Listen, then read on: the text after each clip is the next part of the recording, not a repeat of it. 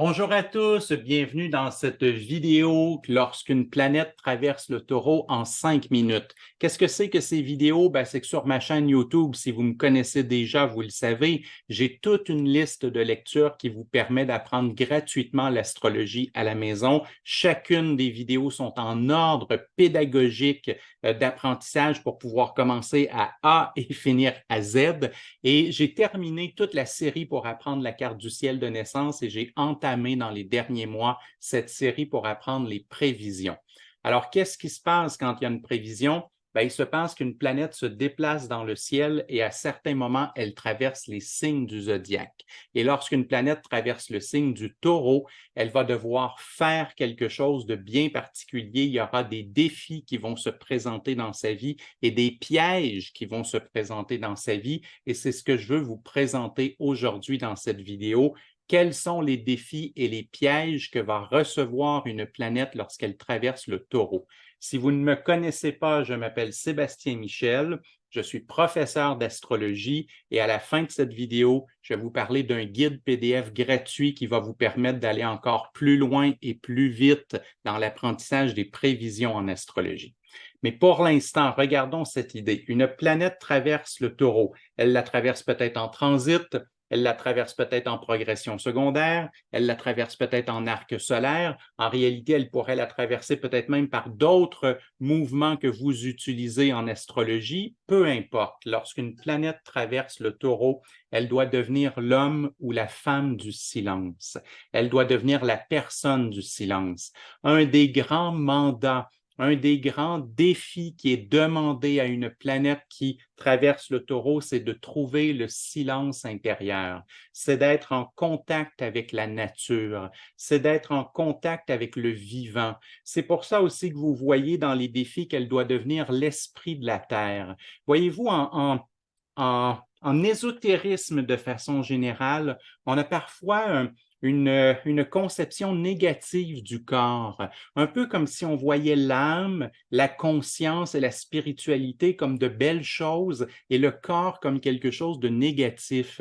Mais c'est pas possible parce qu'on s'incarne sur Terre. Si notre âme, si notre conscience, si notre psyché s'incarne sur Terre, c'est qu'elle veut avoir un corps, c'est qu'elle va y chercher une expérience qui est intéressante dans le corps. Alors, qu'est-ce qu'il y a dans le corps? Il y a les ressentis, il y a les 5 sens, il y a le côté pragmatique, touché. Est-ce que vous saviez que dans tous les types de méditation que j'ai expérimentés, une de celles que j'ai vues qui donnait les résultats le plus rapidement, c'est la méditation par le corps. C'est cette méditation où est-ce qu'on prend conscience progressivement de nos pieds, de nos jambes, de notre ventre, de nos épaules, de nos bras, de notre tête. Lorsqu'on prend conscience de l'air qui frotte sur notre peau, lorsqu'on prend conscience des parfums qu'il y a dans la pièce, lorsqu'on prend conscience de, peut-être si on a les yeux ouverts, des images qu'il y a devant nous, que l'on prend conscience des sons qu'il y a autour. Quand on passe par les 5 sens, on est capable de faire le silence à l'intérieur de nous, on est capable de s'ancrer, on est capable d'être complètement focalisé, complètement calme et tout d'un coup, notre psyché, notre conscience, notre âme, elle est capable d'être libérée, elle est capable de vivre des expériences absolument extraordinaires parce qu'elle a passé par l'apaisement du corps et c'est un des défis qu'on lance à toute planète qui traverse le taureau. Est-ce que tu peux utiliser le corps pour aller chercher ton silence intérieur? Est-ce que tu peux utiliser le corps pour devenir l'esprit de la terre? Est-ce que tu peux aller en nature? Est-ce que tu peux sentir le vent dans tes cheveux? Est-ce que tu peux regarder la beauté d'une fleur? Est-ce qu'en quelque part, tu vas pouvoir être cet esprit qui va incarner la terre-mère, qui va incarner la nature? Et donc, tu vas vivre la plus grande expérience mystique qui soit, une méditation qui se fait par le corps et par le silence que l'on est capable d'obtenir avec le corps. Mais il n'y a pas que ce type de défi. Là, on est dans des défis qui sont quand même très spirituels, presque mystiques, mais il y a aussi des défis Encore une fois avec le corps, mais beaucoup plus terre à terre, beaucoup plus quotidien, beaucoup plus pragmatique. Lorsqu'une planète traverse le taureau, on lui demande de devenir épicurienne. On lui demande de jouir de ses cinq sens. On lui demande de goûter des choses qui sont bonnes, d'entendre des choses qui sont belles, de voir des choses qui sont magnifiques, de toucher des choses qui sont agréables à toucher. On est dans cette notion que les cinq sens vont devoir nous apporter du plaisir, de l'apaisement, du réconfort et même une forme de jouissance. Une planète qui traverse le taureau doit apprendre à avoir du plaisir avec ses cinq sens. Elle doit devenir une épicurienne dans la vie. Et il y a un dernier trait positif très, très important, c'est qu'une planète qui traverse le taureau va devoir devenir ce que j'appellerais une donneuse de forme. Elle va devoir devenir un bâtisseur. C'est qu'il y a un trait dans le taureau qui est très, très important, que c'est le signe qui est capable de matérialiser et de concrétiser ce que d'autres signes ont peut-être lancé auparavant. Par exemple, le bélier pourrait avoir démarré quelque chose, mais c'est dans le taureau que l'on va concrétiser, que l'on va ancrer, que l'on va vraiment donner forme. Donc, toute planète qui traverse le taureau se voit lancer un défi important par le cosmos. Le cosmos lui demande d'être capable d'identifier ce qui, dans sa vie actuelle, n'est qu'à l'état de projet.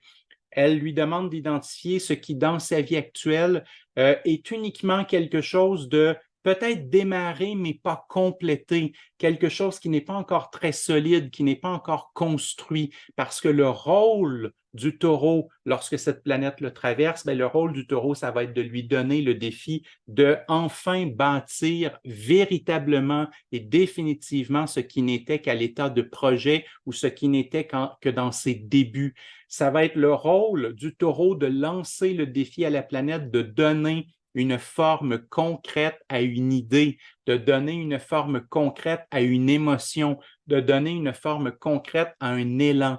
Si la planète réussit le défi du taureau, lorsqu'elle va avoir terminé le passage en taureau, elle va avoir donné forme à quelque chose, elle va avoir bâti quelque chose, et ce sur quoi elle aura bâti, bien, elle pourra aller de plus en plus loin dans le futur parce que maintenant, les fondations seront faites. Maintenant, le bâtiment sera véritablement érigé. Ça, c'est un défi qui est très, très important de toute planète qui traverse le taureau. Alors, de quoi est-ce qu'elle doit se méfier, cette planète? Face à quel piège elle pourrait tomber lorsqu'elle traverse le taureau? Le taureau va tendre deux grands pièges à une planète qu'il traverse. Le piège, premièrement, du matérialisme.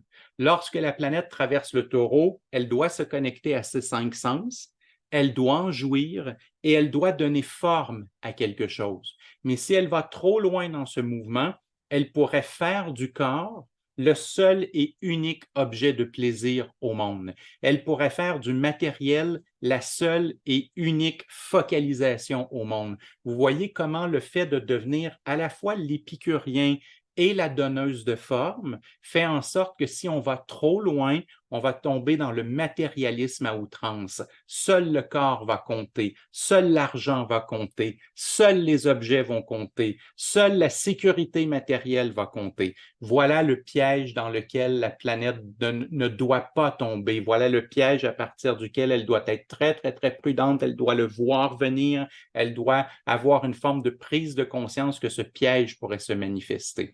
Et dans la même veine, eh bien, le deuxième piège qui va arriver pour cette planète, c'est qu'en quelque part, elle pourrait devenir ce que j'appelle un évaluateur de bénéfices. Vous savez, dans la vie, où est-ce que quelqu'un nous demande un coup de main, où on se demande si on va aller faire une sortie, où on se pose comme question, est-ce qu'on va manger chez des amis, et que la seule réponse qui nous vient en tête, c'est qu'est-ce que j'ai à gagner? On me demande de l'aide, j'évalue uniquement le bénéfice que je vais recevoir si je donne un coup de main. On me demande d'aller manger chez des amis et la seule chose à laquelle je pense, c'est est-ce que je vais bénéficier de quelque chose en allant manger chez ces gens? Bref, l'évaluateur de bénéfices, c'est un piège du taureau, c'est un piège qui est fréquent pour une planète qui le traverse. C'est comme si elle se mettait à regarder toute la vie qui l'entoure uniquement comme des possibilités de bénéfices ou des possibilités de non-bénéfices et que la planète fait en sorte qu'elle évalue tout ce qu'elle va dire et tout ce qu'elle va faire continuellement, uniquement en se demandant est-ce que je vais bénéficier de ça, est-ce que je vais gagner quelque chose de ça. Et c'est un piège parce que c'est comme si on poussait le taureau trop fort et trop loin et à un certain moment, la seule chose à laquelle il réfléchit, c'est y a-t-il un bénéfice pour moi? Et ça peut être dangereux. Alors, lorsqu'une planète traverse le taureau, elle va devoir se méfier d'être un évaluateur de bénéfices, faire attention de ne pas devenir simplement et strictement un matérialiste, mais elle devra plutôt viser de devenir la donneuse de forme, le bâtisseur, l'épicurienne, l'esprit de la terre et l'homme ou la femme du silence, comme je vous avais parlé en début de vidéo. Est-ce que vous appréciez cette série? J'espère que j'arrive à vous faire mieux comprendre le côté prévisionnel en astrologie. Si jamais vous voulez aller plus vite et plus loin, pour la première fois, j'ai décidé de donner accès à tout le monde à un document que je remets sous forme de notes de cours PDF à mes étudiants du niveau 2 en astrologie. Ce document va vous permettre d'aller beaucoup plus vite et beaucoup plus loin dans toutes les définitions divinatoires, prévisionnelles des planètes, des signes et des maisons en astrologie. Il vous suffit de cliquer sur le i qui apparaît au bout de mon doigt pour le télécharger gratuitement. Et pas d'inquiétude, si jamais il n'y a pas de i au bout de mon doigt, c'est que peut-être l'appareil sur lequel vous voyez cette vidéo n'a pas cette fonction, mais de toute façon, vous voyez cette vidéo en quelque part sur un réseau social. Et sur un réseau social, il y a toujours un texte en haut ou en bas de la vidéo qui est un texte de description et je vais mettre ce lien dans le texte de description. Alors, si vous ne voyez pas le i dans le haut de l'écran, vous pouvez aller dans le texte de la description et vous pourrez quand même télécharger ce fameux document gratuit que je remets habituellement à mes étudiants du niveau 2 en astrologie. J'espère que vous avez apprécié cette vidéo. Dans quelques semaines, on va se parler des défis que le Gémeaux va lancer à une planète lorsqu'elle va le traverser. On va voir que ça va être très différent du taureau. Là où dans le taureau, il y avait un côté pragmatique et calme, dans le Gémeaux, on va être très cérébral et on va être très survolté. Alors, si ça vous intéresse, abonnez-vous à ma chaîne. YouTube va vous aviser dès que la vidéo sur le Gémeaux va être sortie et donc vous pourrez aller la visionner immédiatement. Et bien, sur ce, je vous souhaite une bonne journée et je vous dis à bientôt.